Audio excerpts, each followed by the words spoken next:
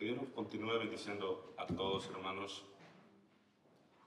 Es un privilegio saludarles y motivo de expresar una gratitud pública a Dios por la oportunidad que nos concede de juntarnos como un cuerpo en Cristo en su casa de oración. Los que estuvimos acá el domingo pasado recordaremos que acabamos de comenzar una nueva serie de estudios que lleva como título ¿Cómo afrontar las interrupciones de la vida? ¿Cómo afrontar las interrupciones de la vida? Y de una forma pero muy breve, quiero mencionar un par de cosas que mencioné el domingo pasado, únicamente para que nos pongamos todos en una misma dirección. Le dije el domingo pasado que una interrupción o interrumpir es cortar la continuidad de algo. Y en ese sentido yo les decía de que una interrupción de la vida es todo aquel suceso que viene a nuestras vidas y que no permite que nuestra vida pueda fluir de la manera en como nosotros la esperamos o de la manera en que la tenemos planificada. Yo decía también el domingo pasado de que las interrupciones de la vida son una realidad que no podemos obviar. Eso implica que serán una realidad en nuestras vidas. Y en ese sentido, el estudio tiene como propósito no enseñarnos a evitar las interrupciones de la vida, sino enseñarnos a enfrentar las interrupciones de la vida de una manera bíblica y de una manera cristocéntrica. Yo les decía que las interrupciones de la vida, de la misma manera en que son inevitables, tienen diferentes propósitos, tienen diferentes orígenes, tienen diferente capacidad y magnitud de impacto en nuestras vidas. Yo mencionaba que hay interrupciones que nos cambian el curso de un día, algo otras el curso de una semana, probablemente alguna el curso de un mes, y que hay interrupciones que nos cambian el resto de nuestras vidas.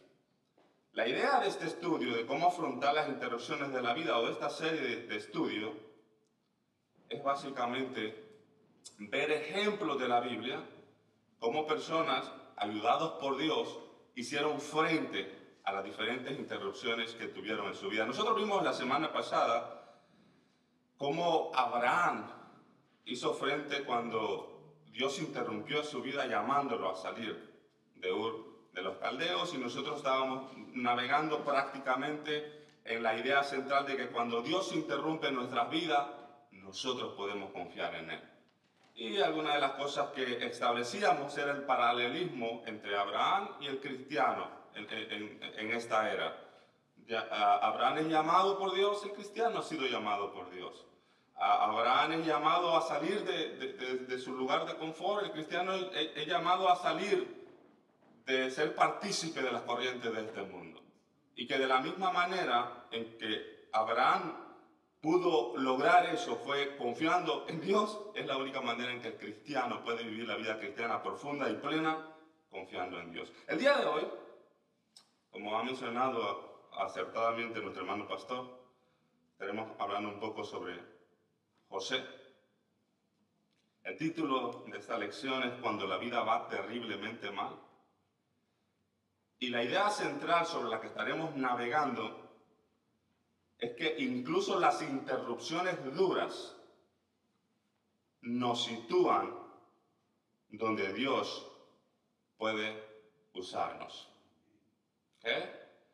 Interrupciones en nuestras vidas que nos llevan a lugares donde nosotros pensamos, ¿dónde está la mano de Dios acá? En la mayoría de los casos, en esos momentos difíciles, en esos momentos duros, se nos imposibilita ver la mano de Dios obrando en nuestras vidas. Pero de la misma manera en que nosotros veremos a través del estudio de hoy sobre la vida de José, nosotros podemos tener la certidumbre y la confianza de que al final todo operará para bien. A manera de introducción, dice el escritor, la vida de José fue interrumpida por personas malvadas, por injusticias dolorosas y por dificultades brutales. Sin embargo, dice el escritor, su respuesta centrada en Dios ofrece una hoja de ruta confiable a través de la niebla de la conmoción, a través de las lágrimas y a través de los duros golpes de la vida. Me llamaba la atención y lo que me llamaba la atención es que es llamativo que el libro de Génesis, hermanos, es un libro que cubre un periodo de la historia sumamente extenso. Dicen los académicos que en esos 50 capítulos que nosotros tenemos en el libro de Génesis, se narra aproximadamente la historia de la humanidad de 2000 años. En 50 capítulos. Desde la creación hasta precisamente la muerte de José. 2000 años de historia. ¿A dónde voy con esto? Que en esos 50 capítulos que narra 2000 años de historia, 13 capítulos son dedicados para enseñarnos sobre la vida de José, lo cual es significativo. Porque si Génesis completo narra 2000 años de historia, José vive 110 años. Y de esos 50 capítulos, 25 son dedicados a José. De entrada nosotros podemos ver que hay algo que Dios tiene para decirnos a nosotros a través de la vida de José. Prácticamente el 25% de la narración de Génesis es dedicada a la vida de José. Y no precisamente es porque el escritor bíblico no tenía algo para escribir. Mira que si habían personajes y sucesos importantes en el Génesis del cual nosotros quisiéramos más detalles. Ya la vida de Adán había pasado, la vida de Noé había pasado, la vida de Abraham había pasado, la vida de Isaac había pasado, prácticamente la vida de Jacob, padre de José, ya había pasado. El momento de la creación de la cual quisiéramos tener más detalles, ya había pasado. La creación del hombre mismo ya había pasado. El diluvio, el origen de la diversidad de lenguas, la Torre de Babel, ya había pasado. Mas, sin embargo, el Espíritu Santo quiso detallar más que ninguna otra la vida de José. Y es llamativo, porque precisamente de quien tenemos muchos más detalles, y quizá uno de los que experimentó consecuencias de personas maldadas, injusticias dolorosas y dificultades brutales. Quiero brevemente, para luego la intención mía es sacar de la historia de José 3 enseñanzas que yo quiero compartir con ustedes el día de hoy, pero brevemente yo quiero mencionar un par de cosas. Uno de los errores que comúnmente cometemos los que predicamos, los que enseñamos, es que a veces citamos sucesos específicos de las narraciones bíblicas, asumiendo que toda la audiencia conoce a detalle las historias bíblicas. Y a veces nosotros decimos cosas como, ¿te acuerdas de Daniel en el Pozo de los Leones? Y con mucha frecuencia, algunos en la audiencia no han leído la historia y lo dejamos ahí un poco, como decimos nosotros en Centroamérica, perdido. En ese sentido yo quiero mencionar un par de detalles sobre la vida de José para que de alguna manera conozcamos un poco más a este personaje. Yo no sé si los hermanos de multimedia pudieron tener los versos listos. Perfecto. Ok. Lo primero que yo quiero decir sobre José, hermanos, es que José nació en el seno de una familia disfuncional. Sí, una familia bíblica, porque está en la historia bíblica, pero disfuncional. Y lo primero que yo quiero señalar es que José tenía un padre que mostraba favoritismo hacia uno de los hijos. Usted lo puede ver ahí. Alguien que me colabore leyendo. Génesis 37, 3. Bueno, Ezequiel. Génesis 37:3. Y amaba Israel a José más que a todos sus hijos, porque lo había tenido en su vejez, y le hizo una túnica de diversos colores. Esto que a primera vista puede parecer algo bien intencionado, algo piadoso, la verdad es que amar más a uno de tus hijos no es precisamente algo sano. Entonces nosotros podemos ver ahí que, para comenzar, el padre de José era un padre con favoritismo, más que a todos sus hijos. En segundo lugar, nosotros podemos ver que José se creció con unos hermanos con una reputación cuestionable. Génesis 37, 2. Manu Méndez. Esta es la historia de la familia de Jacob. José, siendo de edad de 17 años, apacentaba las ovejas con sus hermanos y el joven estaba con los hijos de Bilha y con los hijos de Zilpa, mujeres de su padre. E informaba a su padre la mala fama de ellos. E informaba a su padre la mala fama de ellos. Y entre paréntesis, muy corto, porque tengo mucho para decir y no quiero que se me vaya el tiempo. Siempre que nosotros pensamos, ¿no?, en las personas cuyas historias están narradas en las Escrituras, en la mayoría de los casos, o históricamente hemos tenido esa visión, ¿no?, de exaltarlos y todo. Y la verdad es que muchos de ellos cometían muchos errores. Eso no sirve para justificación para nosotros, como lo hemos escuchado en ocasiones. Oh, no, si David cayó, imagínate nosotros. No es una justificación, pero sí sirve para poner a Dios en el lugar que debe estar, perfecto, inmutable, sublime, y nosotros necesitados de Él, porque precisamente fallamos. Aparte de ser unos hermanos con una reputación cuestionable, José tenía unos hermanos que lo aborrecían activamente. Génesis 37, 4. Manos a mí. Y viendo sus hermanos que su padre lo amaba más que a todos sus hermanos, le aborrecían y no podían hablarle pacíficamente. ¿Qué pasaba con los hermanos? Lo aborrecían. De una manera breve, nosotros podemos ver que el ambiente familiar en el que José desarrolla su niñez no necesariamente es el más adecuado. Pero si tener este trasfondo ya es suficiente para complicar la vida de José, la situación no termina ahí. Porque aparte de lo antes mencionado, José experimenta una serie de sucesos por medio de los cuales una serie de injusticias dolorosas y dificultades se agolpan sobre su vida.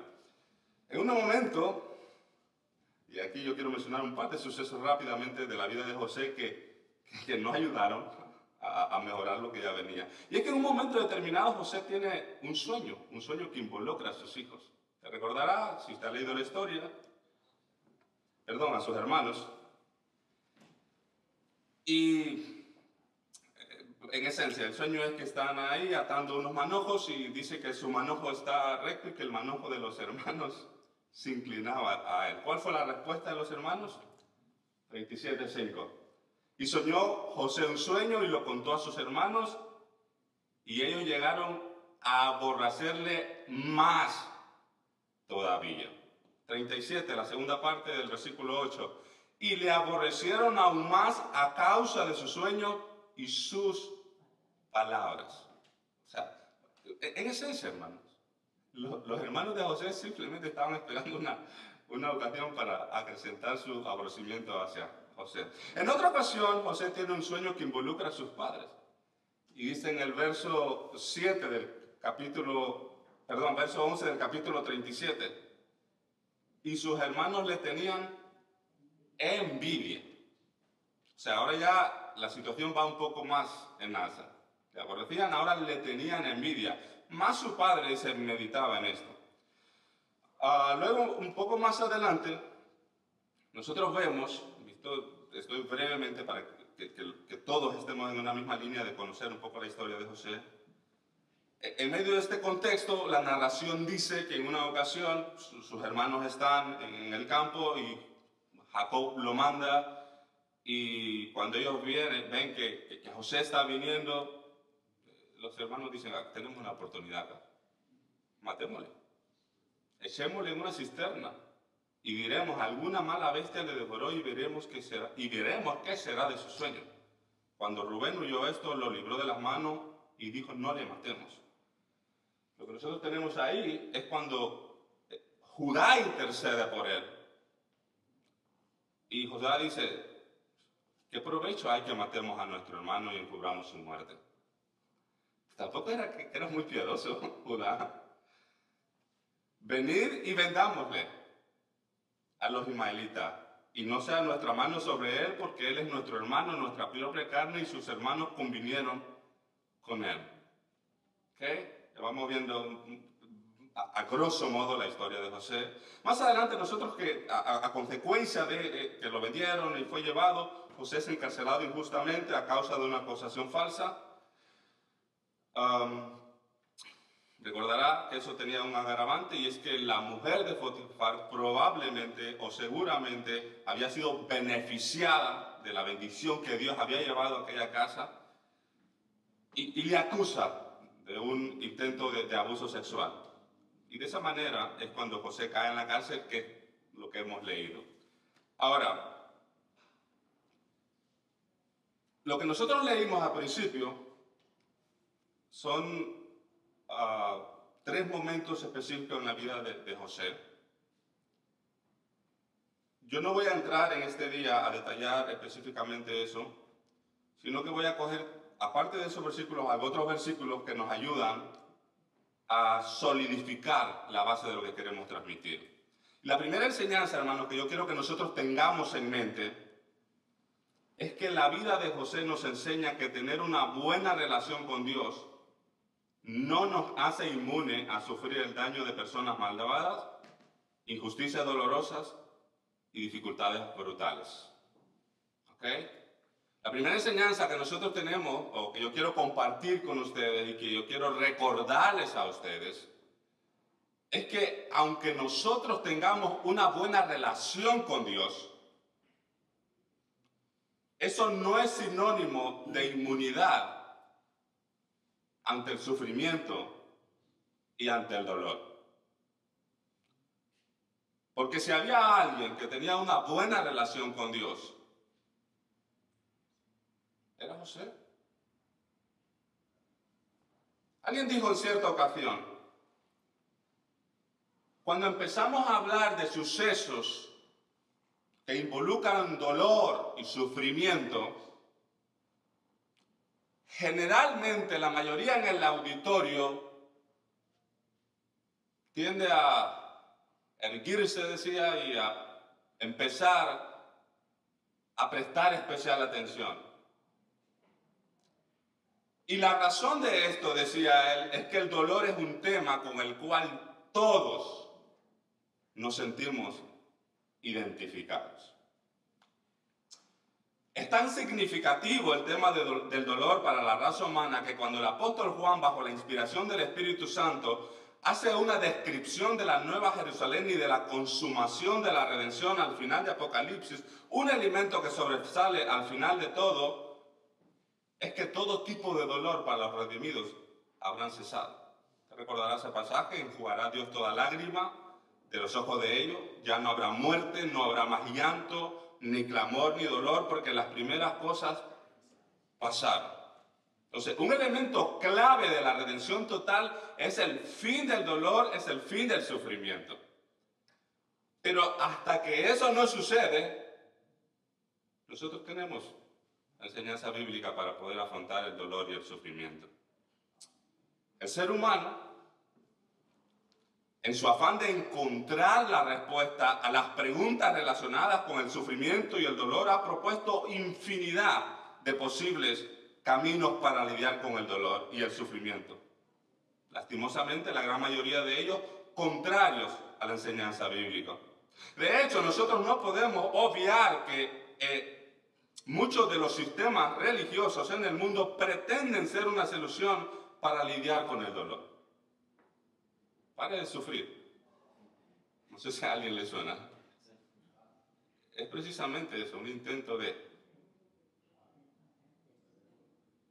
Es el intento de dar una respuesta a un posible camino a cómo lidiar con el dolor. Nosotros tenemos que aceptar que aunque la doctrina bíblica no deja fuera el tema del dolor y el sufrimiento, también es verdad que no son pocos los cristianos que tienen una teología equivocada respecto a este tema. Por un lado, algunos proponen que el dolor y el sufrimiento no es parte de la vida del cristiano verdadero.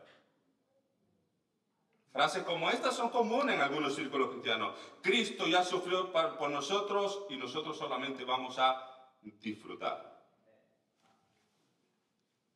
Otros proponen que el dolor y el sufrimiento es consecuencia de no tener una buena relación con Dios.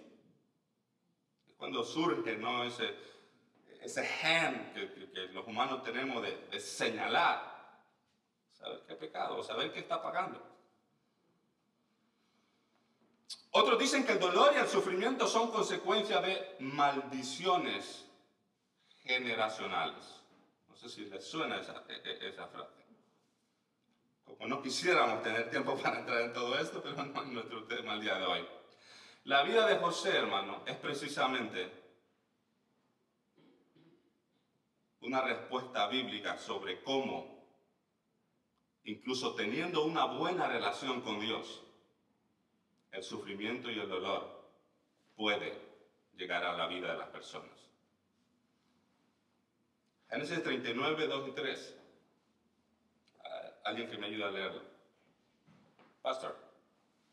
Mas Jehová estaba con José y fue varón próspero y estaba en la casa de su amo, el egipcio, y vio su amo que Jehová estaba con él y que todo lo que él hacía, Jehová lo hacía prosperar en sus manos. ¿Qué dice el texto? Mas Jehová estaba con José. Me llama la atención, y la razón por la que yo he puesto el otro verso es porque era palpable, era visible. La segunda parte que tengo subrayada. Y vio su amo que Jehová estaba con él. O sea, no era únicamente el testimonio de José, ¿no, Jehová está conmigo? No, es que la gente podía ver que Jehová estaba con José. 39:5. Y aconteció que desde cuando le dio el encargo de su casa y de todo lo que tenía, Jehová bendijo la casa del egipcio a causa de José. Y la bendición de Jehová estaba sobre todo lo que tenía, así en casa como en el campo. 39:21. Hermano Méndez. Pero Jehová estaba con José y le extendió su misericordia y le dio gracia en los ojos del jefe de la cárcel. Lea el 23 también, por favor. No necesitaba atender el jefe de la cárcel cosa alguna de las que estaban al cuidado de José, porque Jehová estaba con José y lo que él hacía, Jehová lo prosperaba. O sea, yo no sé si usted puede ver lo significativo y lo detallista o lo detallado que es la narración. Y Jehová estaba con José, y Jehová estaba con José, y Jehová estaba con José, hasta en 4 ocasiones. Yo bromeaba con mi esposa cuando estábamos leyendo la lección y le digo, menos mal que Jehová estaba con José. Porque si estando Jehová con él, imagínate todo lo que pasa, y si no estaba con él. Ok, nosotros vemos el testimonio de las Escrituras de que Jehová estaba con José. Vamos un poco más adelante. Y es que el hecho de que José tenía una buena relación con Dios, no lo podemos argumentar, lo podemos argumentar desde el testimonio de la Escritura que Jehová estaba con José, pero es que aparte de eso, Dios dio evidencia de que efectivamente estaba con José. Y uno de esos sucesos es cuando hay un momento en que José es puesto preso, por los que no conocen muy bien la historia. Está el jefe de los coperos del faraón, el jefe del panadero, y ambos tienen un sueño. Y están preocupados. Y le cuentan el sueño a José, y nosotros lo vemos en Génesis 48. Y ellos le dijeron, hemos tenido un sueño y no hay quien lo interprete. Entonces le dijo José, ¿no son de Dios las interpretaciones? Contádmelo ahora. Yo quiero señalar dos cosas. Todo lo que José ha pasado hasta este momento, a tal grado que está en la cárcel injustamente, y cuando le cuentan el sueño, ¿qué es lo que dice él? ¿No son de Jehová las interpretaciones? Apuntando siempre para arriba. Y efectivamente, interpretó estos sueños, y usted conocerá la narración, y si no la conoce, va a leer luego. Y sucedió de la misma manera en como Dios había mostrado a José que iba a suceder. Más adelante, José es llevado ante el faraón. Eso nosotros lo leemos en Génesis 41:15. Y dijo Faraón a José, yo he tenido un sueño, no hay quien lo interprete, mas he oído decir de ti que oyes sueños para interpretarlo. ¿Cuál fue la respuesta de José a Faraón? No está en mí. Dios será el que dé respuesta propicia a Faraón. Me he saltado un slide y se lo menciono rápidamente. Cuando es inducido a pecar, el 39:9, si lo tienes ahí, Juan. Mira lo que dice el texto, cuando es inducido a pecar. No hay otro mayor que yo en esta casa y ninguna cosa me ha sido reservada sino a ti, por cuanto tú eres su mujer. Mira la pregunta. ¿Cómo pues haría yo este grande mal y pecaría contra Dios? José no está pensando solamente en la deslealtad contra Potifar. Él por encima de eso tiene que sería un pecado contra Dios. ¿Cuál es mi punto ahora mismo, hermano? Estoy tratando de argumentar de la buena relación que José tenía para con Dios. Y una buena, y en esencia, un resumen de esto es que la Escritura testifica de que Jehová estaba con José. Hubo evidencia en la narración bíblica que efectivamente Jehová estaba con José en la interpretación de los sueños, en la reverencia que José tenía siempre para con Dios, y que cuando es tentado a pecar, él dice, ¿cómo voy a pecar contra mi Dios? Entonces nosotros yo creo que tenemos suficiente evidencia para concluir que la relación de José con Dios era buena. Mas sin embargo, pasó todo lo que pasó. Antes de ir a mi segundo punto, yo no sé si alguien quiere hacer algún aporte que pueda enriquecer la clase o alguna pregunta.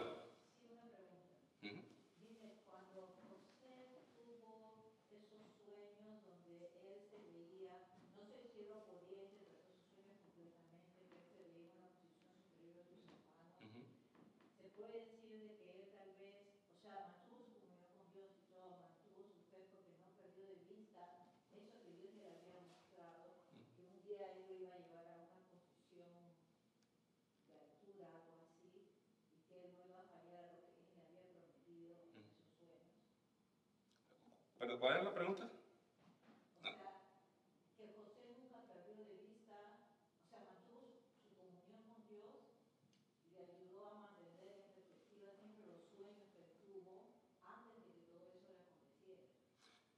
Es muy posible que eso fuera parte de su motivación. Lastimosamente el texto bíblico no nos da detalles. Quisiéramos que dijera, y como José se acordaba de lo que Dios le había prometido, confiaba que eso iba a pasar. Para nosotros, hermanos, es mucho más fácil, porque nosotros vemos la historia ya pasada, nosotros ya sabemos cómo concluyó.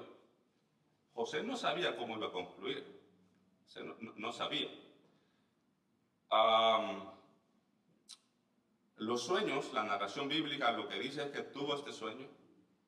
La interpretación que nosotros encontramos en la Escritura es de los hermanos, no es lo que José pensaba. Él, desde mi punto de vista, inocentemente contaba lo que había soñado. Y quienes concluían que esos sueños significaban que él iba a enseñorear sobre ellos eran sus hermanos. Porque nosotros vemos, porque cuando él les cuenta el sueño, y dice, significa que tú vas a enseñorear sobre nosotros. Esa era la conclusión de ellos. Cuando él tiene el sueño que incluye el sol y la luna, que allí van el papá y la mamá, los hermanos también dicen, también de mi papá y de mi mamá tú te vas a enseñorear. No era la interpretación de él. Es probable que sí, pero el texto bíblico calla sobre eso. Lo que el texto bíblico dice es que era la forma en cómo los otros tomaban los sueños. Pero puede ser una posible motivación, pero yo creo que por encima de todo estaba, independientemente de si Dios iba a llevar a buen puerto desde el punto de vista humano, independientemente de eso, yo creo que de igual manera José hubiese sido fiel. Y ahora viene a mi mente algo que estaba relacionado con el capítulo de la semana pasada. La semana pasada yo tenía unos versículos, por una cuestión de tiempo no los leímos, pero es que la segunda parte de Hebreos, Hebreos comienza bien interesante. Unos taparon bocas de leones, pusieron en fuga ejércitos extranjeros, pero al final dice que muchos fueron muertos a espadas, otros fueron apedreados, otros vivieron errantes, otros Dios los tuvo que sacar porque este mundo no era digno de ellos. Tanto los que tuvieron victoria terrenal como los que pudiéramos a nuestra mente humana decir que no, ambos actuaron con fe a Dios. Entonces, en ese sentido, probablemente José, aunque todo no hubiera terminado como terminó, yo creo que él dio evidencia de tener los fundamentos para serle fiel a Dios independientemente de lo que sucediera. Nuestro hermano Aspa. Sí, es una historia maravillosa, ¿no? Que nos ayuda a entender mucho de lo que pasamos a veces. Y concerniente a la pregunta de la hermana, pienso que él no sabía qué iba a pasar en el futuro. Pienso que él tuvo esos sueños y quizás dijo, quizás son sueños nada más. Inocentes. Sí, nunca pensó que iba a llegar a ser el gobernador de Egipto, si no se le hubiera subido los humos. Entonces yo pienso que las cosas se fueron dando porque su confianza de él no estaba en el hombre ni en sus hermanos, sino en Dios. Él aprendió a confiar en Dios mucho con su padre, ¿verdad? Porque estuvo mucho tiempo con él. Era el hijo favorito. Tuvo sus beneficios porque pasaba más tiempo con el papá, luego tenía sus peros también. Entonces a él llegó a entender que a conocer más de Dios más que a sus hermanos. Entonces eso fue una ventaja para él. Por eso dice que él tenía esa expectativa de que cualquier cosa que hicieran estaban en las manos de Dios. Y él era indefenso, entonces no tenía ninguna defensa que voy a pelear con mis hermanos. No tenía nada. Él solo se quejaba ahí por lo que los hermanos hicieran, vamos. Pero vemos que Dios estaba con él. Entonces, y así pues, a veces nosotros quizás estamos pasando momentos difíciles, ¿verdad? Y tiramos la toalla en la primera, ¿verdad? Que nos viene, entonces quizás eso era para hacernos grandes después, ¿verdad? Espiritualmente, ¿verdad? Hablando. Y a veces no queremos pasar por la vida por la primera. Este hombre si hubiera dicho, bueno, ¿dónde está? Entonces, Hermano, O sea, de todas maneras tampoco podemos negar el hecho de que por su comunión con Dios, me imagino, Dios perfeccionó la habilidad que él mismo le dio de interpretar los sueños, porque él se ofreció a interpretar los sueños de los que estaban en la cárcel y del faraón mismo, y le dijo la interpretación correcta, y lo que él dijo pasó. Lo que él dijo es de Dios de su interpretación. Consecuencia de la comunión que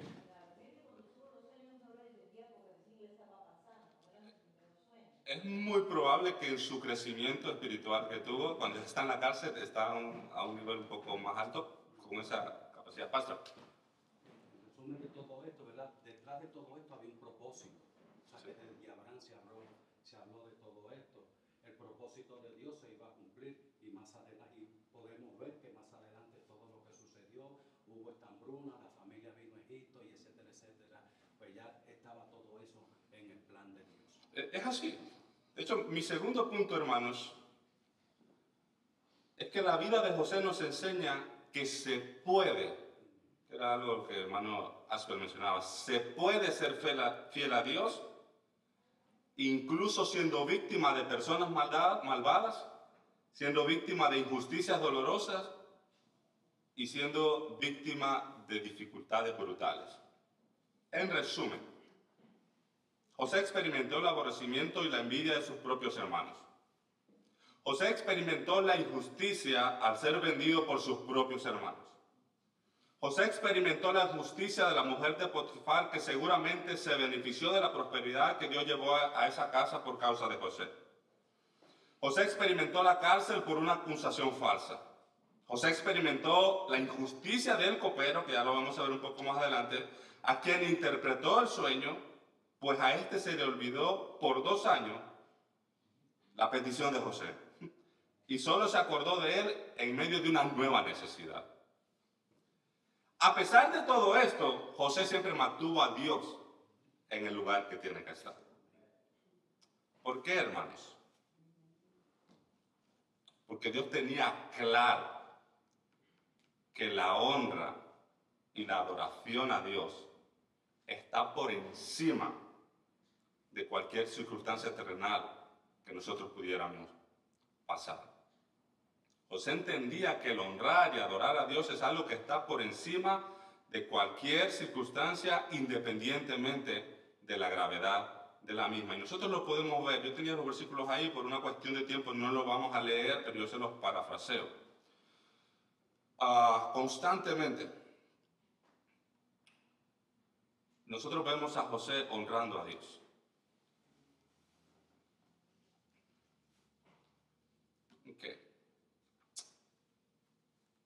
En primer lugar, dos formas en que José fue fiel. En primer lugar, que siempre mantuvo a Dios en su lugar.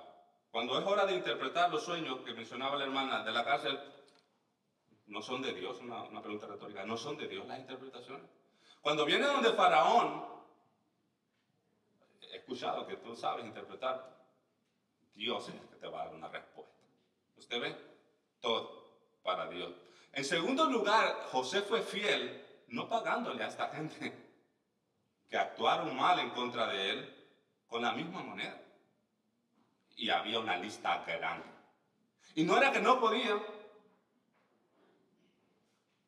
Dice Génesis 41, 39, 41, y ahora me entiende de dónde voy con esto, que le dijo Faraón a José: Dios te ha hecho saber todo esto.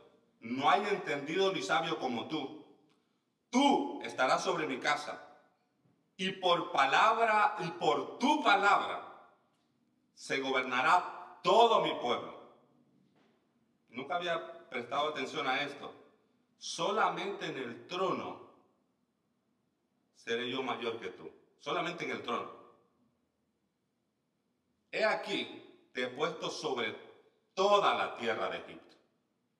En el 41-44, yo soy Faraón, sin ti ninguno alzará su mano ni su pie en toda la tierra de Egipto. ¿A dónde voy con esto? Que José tenía el poder.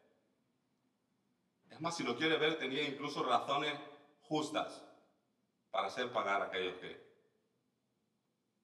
que obraron injustamente contra él. Mas, sin embargo, a pesar de lo detallado que es la narración bíblica, no encontramos versos que apunten a eso. ¿Tenía el poder José para hacer pagar a la mujer de Potifar por la acusación falsa? Llegó a tener el poder. Es más, algunos pensaríamos que podía hacer una acción justa, una retribución a su maldad. Eso es justicia. No encontramos nada de eso. Cuando él interpreta el sueño de los que están ahí en la cárcel, José hace una petición al jefe de los coperos. Génesis 40, 14 y 15. Acuérdate pues de mí cuando tengas ese bien y te ruego que uses conmigo de misericordia. Hagas mención de mí a Faraón y me saques de esta casa, porque fui hurtado de la tierra de los hebreos y tampoco he hecho aquí para que me pusieran en la cárcel. ¿Sabe qué pasó con el jefe de los coperos? Se olvidó. 40:23. Y el jefe de los coperos no se acordó de José, sino que le olvidó. Es más, cuando el faraón tiene el sueño, el jefe de los coperos sabe que ha actuado mal, porque dice, entonces en el 41:9, entonces el jefe de los coperos habló a Faraón diciendo, me acuerdo hoy de mi falta, porque sabía que probablemente, no, el texto no lo dice, pero probablemente él había comprometido su palabra de ayudarle a aquel lugar, pero no lo hizo. Pero tampoco, de la misma manera que no encontramos en la Biblia detalles sobre una posible ajuste de cuentas con la mujer de Potifar, tampoco lo vemos con el jefe de los coperos. Pero si había alguien con quien José tenía cuentas para ajustar, era con sus hermanos. ¿Y cuál fue la respuesta? Perdonarles. Perdonarles. Entonces usted puede ver ahí la fidelidad de Dios, de José hacia Dios. Honrándole y no actuando de la misma manera que la gente malvada había actuado en contra de él. Mi tercer punto, hermanos, y con esto yo voy a concluir, es que la vida de José nos enseña que sin importar a dónde nos lleven las acciones de personas malvadas, siempre será un lugar donde Dios puede usarnos. ¿Okay? Entonces, una cuestión que nosotros que es aconsejable hacer, es que más que preguntarnos por qué Dios permitió que llegáramos a X o Y situación, la pregunta más beneficiosa pudiera ser, ¿para qué Dios me trajo a X o Y situación? ¿De qué manera Dios va a obrar en X o en Y situación? ¿Cómo va a usar Dios esta situación para glorificar su nombre, para formar mi carácter y para servir de testimonio de los demás? Yo creo que la vida de José es un ejemplo claro de ellos. Los hermanos de José le aborrecían, eso hizo que lo vendiera. Probablemente los hermanos pensaron, finalmente nos deshicimos de este problema llamado José, se terminó. Pero en el plan de Dios, esto solo era un medio para que José llegara a otro lugar donde lo iba a usar. Como efectivamente, nosotros podríamos hablar de toda la maldad de Potifar, de la mujer de Potifar, pero estaba ahí José testificando de Dios.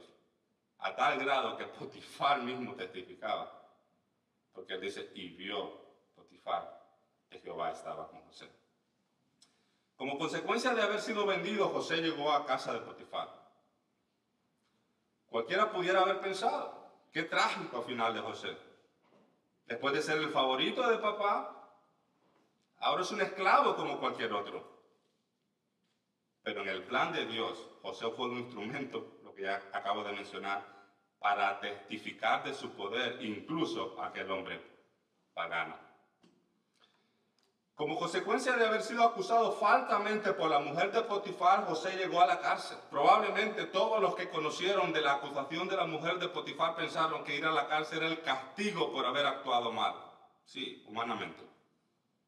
En el plan de Dios, Dios usaría aquella injusticia para sacar a José de la casa de Potifar y que pudiera llegar a la siguiente estación, donde también lo usaría, poniendo en alto el nombre de Dios, interpretando con exactitud los sueños del jefe de los coperos y del jefe de los panaderos, cosas que hemos hablado ya.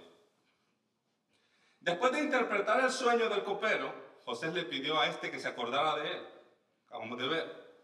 Pero el copero no se acordó por 2 años. Mira que tenía mala memoria el hombre. Te puede olvidar, ¿no? Un año, una semana, 2 años. Cualquiera pensaría una razón más para agregar dolor a la vida de José. Una traición, una falta de empatía. Alguien que ha hecho un gran bien, ahora está en una posición de ayudarte y no te ayuda. Una razón más para estar triste. Pero en el plan de Dios, Dios usó este olvido. Esto es interesante.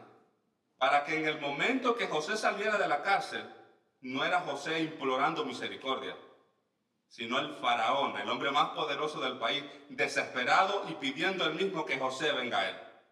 41:14.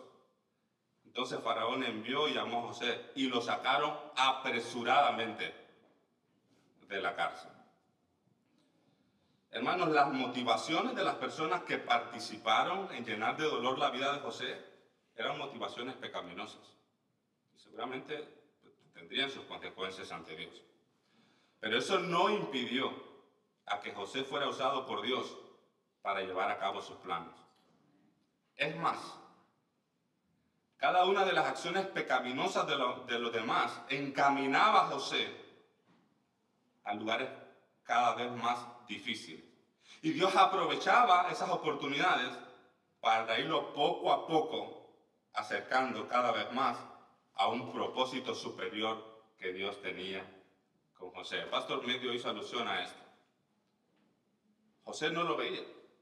Los hermanos no lo veían. Todos los que participaron activamente dañando a José no lo veían. Pero Dios sabía que venía un hambre y que había una simiente que preservar.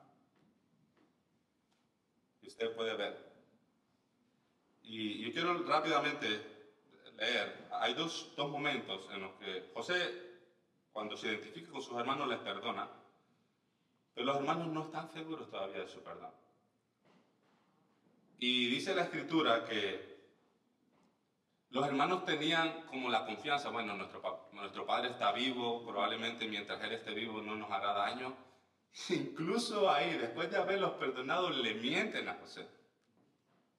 Porque ponen en palabras del padre, palabras que el padre nos dijo. Yo lo voy a leer, pónganme atención porque no estoy concluyendo. Ya estoy finalizando. Ya han pasado los sueños del faraón, ya José está poniendo en marcha toda la maquinaria necesaria para acumular los granos necesarios para los 7 años de hambre que van a venir, cosa que Dios iba a usar para que no pereciera la familia de la promesa, etcétera, en el plan de Dios.